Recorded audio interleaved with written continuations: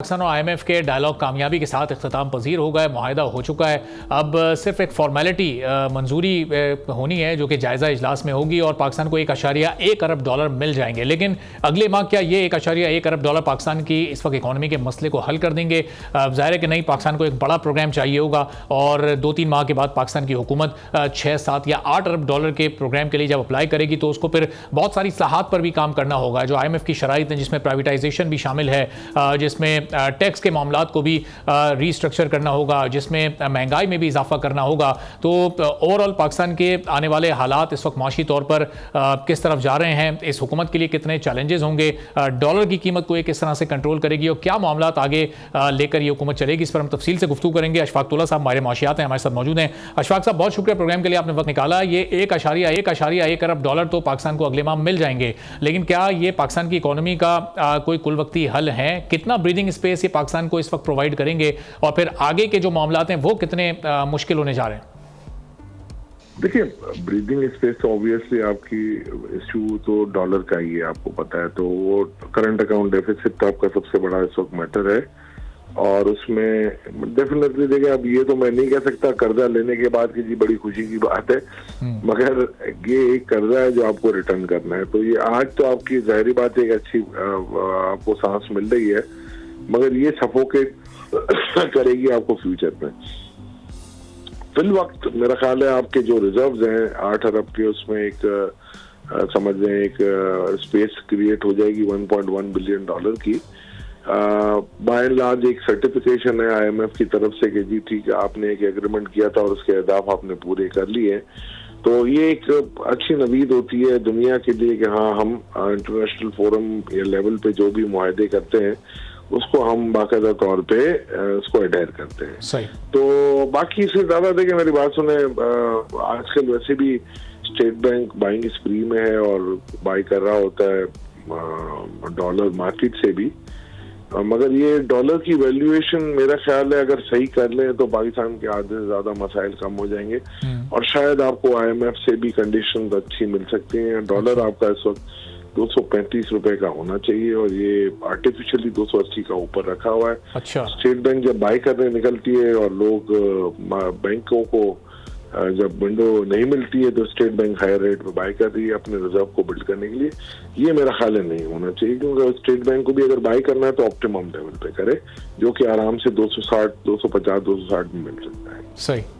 तो अशफाक साहब, ये जो आप कह रहे हैं कि डॉलर की जो एक्चुअल वैल्यू है ये तो 235 है, इसको आर्टिफिशियली 280 पर रखा हुआ है। इसको खातिर उसमें जो आखिरी में केयर टेकर सेटअप भी जो आया वो बिल्कुल आखिरी में उठे। इसमें 6 महीने मेरा ख्याल है अगर शुरू से काम करते हैं इसमें तो फवाद थोड़े लेट आए, वरना वो पहले होते तो मेरा ख्याल कर लेते। तो अशफाक साहब, ये केयर टेकर सेटअप ने टैक्स रिफॉर्म्स पर ये कमेटी बनाई थी, फिर वो मामला अदालत चला गया, अब प्राइम मिनिस्टर ने फिर वो इनिशिएटिव लिया, फिर एक अमल दरामद कमेटी बनाई है, गालिबन आप भी इन सारी चीज़ों में ऑन बोर्ड हैं।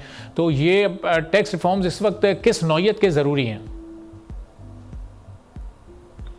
टैक्स रिफॉर्म की रिपोर्ट पड़ी हुई है, मैं खुद चेयरमैन था टैक्स रिफॉर्म कमीशन का, मिनिस्टर ऑफ स्टेट के तौर पे पूरी रिपोर्ट तैयार पड़ी हुई है। वज़ीर आज़म साहब की दौर में हुई थी, अब आई डोंट नो उनके पास अभी क्या इत्तलात है मुझे नहीं पता। बाल वो पड़ी हुई रिपोर्ट, कोई और नई चीज रखने की जरूरत नहीं। वो 2 साल जाया करवाएंगे, हमने तो 3 महीने में करके दे दी थी। 2 साल जाया करेंगे, करने के बाद फिर उसके बाद भी कुछ नहीं होगा। तो बेहतर यही है आपके पास सब चीजें तैयार पड़ी हुई है, उसको लेके चलें और उसी से आप काम करें। सही। और इस वक्त जाहिर है कि अभी 2-2.5 माह के बाद बजट भी आना है और नए फाइनेंस मिनिस्टर और उनका एक पहला बजट होगा, तो ये कितना चैलेंजिंग होगा? इसमें कहीं आवाम के लिए कोई रिलीफ का स्पेस मौजूद है? एक्सपेक्ट कोई करे आवाम? आपने अभी थोड़ी देर पहले मुझे कहा कि हफीज पाशा बड़े पुराने माशाल्लाह मैशदान है, वो कह रहे हैं कि बड़ी सख्त शरायत होंगी। जी जी। तो सख्त शरायत जब आप बजट में ही इंट्रोड्यूस कराएंगे ना ज्यादातर, तो कैसे आप स्पेस क्या दे सकते हैं? ये हो सकता है बेनजीर इनकम सपोर्ट प्रोग्राम में जो वजीफे हैं उसको आप डबल कर दें। अच्छा। वो रिलीफ होगी और मिनिमम वेज है जो मैं समझता हूँ 32 की बजाय 150 होनी चाहिए। सही। वो करें। मेरा ख्याल है ये सारी चीजें डूएबल है और ये मेरा ख्याल है हुकूमत को ये जो है ना एक और इफ्तार साहब, जाहिर है अगले IMF प्रोग्राम के लिए इस वक्त हुकूमत तैयारी करेगी और ये एक बड़ा प्रोग्राम होगा। $6 अरब से ज़ायद की एक्सपेक्टेशन हुकूमत ने इस वक्त लगाई हुई है। लेकिन क्या ये एक आखिरी प्रोग्राम होगा? ये 24वीं बार पाकिस्तान IMF के पास जा रहा है, इसके बाद हम 25वीं बार की बात करेंगे, फिर 26वीं बार जाएगा। ये आखिरी प्रोग्राम कौन सा होगा IMF का? ये सिलसिला ख़त्म क्यों नहीं हो पा रहा है? देखिए 17 में आपने जो 13 से 16 आपने किया था, आप स्टॉप हो गए थे। अच्छा, मेरा ख्याल है फिर वो जो आपने देखा होगा कि पॉलिटिकल इंस्टेबिलिटी आ गई आपकी, और फिर आपने CPEC की इंपोर्ट खोली, इसकी वजह से आपका करंट अकाउंट डेफिसिट बढ़ा और फिर आपको जाना पड़ा। फिर आपने 1 साल डिले किया 18 में कि भाई जाऊं ना जाऊं।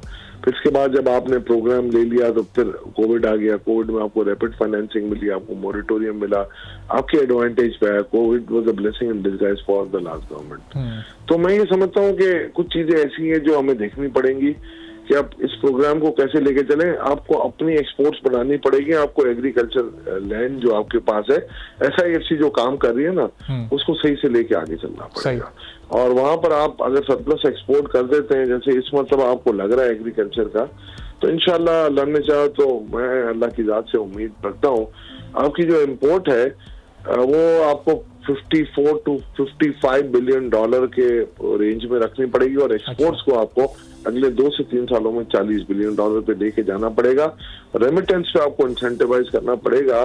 जब जाके ये 3 चीजें आप अगर करते हैं तो मेरा ख्याल है आपका करंट अकाउंट डेफिसिट या तो खत्म हो रहा है या कम हो रहा है। अगर वो कम हो जाता है तो मैं ये समझता हूँ कि आपको IMF की ज़रूरत नहीं पड़ेगी। सही।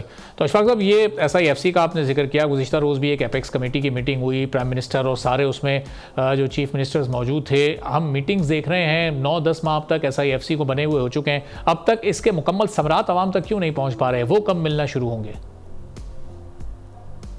देखिए, अमली तौर पे इसलिए शुरू नहीं हुआ कि इसमें रेड टेपिज्म काफी है, जो मेरी बात हुई है।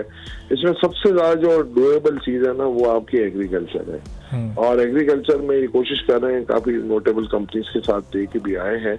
और मैं समझता हूँ दूसरा आपका IT का जो है ना, IT में सबसे बड़ा मसला हमारा जो है ना कि हमारे जो मोस्ट ऑफ द कंपनीज, मैं ये नहीं कहता सारे बहुत अच्छे लोग भी होंगे, उन्होंने अपनी जो है ना स्टेपिंग स्टोन कंपनीज है जिसको हम कहते हैं ना, स्प्रिंग बोर्ड्स बाहर बना लिए हैं, और उनके रेमिटेंसेस ज्यादा पाकिस्तान से बाहर आ रहे हैं। तो पाकिस्तान को ये कोशिश करनी होगी कि उन कंपनीज को कन्विंस करें पहले तो कि अगर वो पाकिस्तान में ही पैसा लाएं, और भले आप उनको 50% तक अलाउ कर दें, 60% भी अलाउ कर देंगे जी, आप वापस बाहर ले जाएं।